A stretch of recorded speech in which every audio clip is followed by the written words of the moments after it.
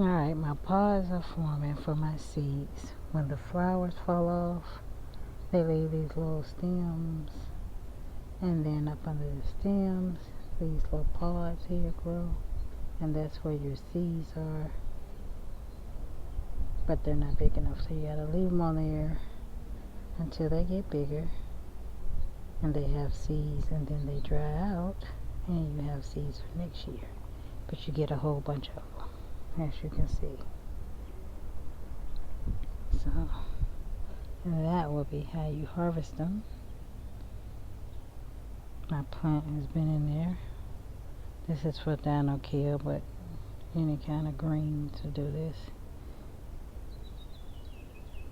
Some things you get the seeds from out of the flowers, but these actually grow actual pods once the flowers fall off, so that you can have seeds. I don't have any that's really big yet. Let's see. No,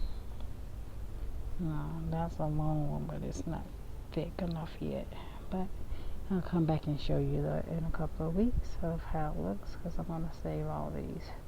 And then I'll seed here. These are the collard greens, and they're just starting to form pods. Here's one starting here. But that's pretty much the only one I see. They don't form them until the flowers fall off. Here's one forming now, and it's yellow, and it turns green. But they both do the same thing.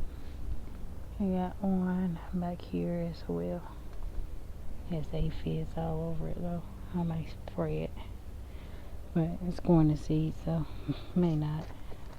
Let it be. But maybe so, because they may get on something else. So anywho,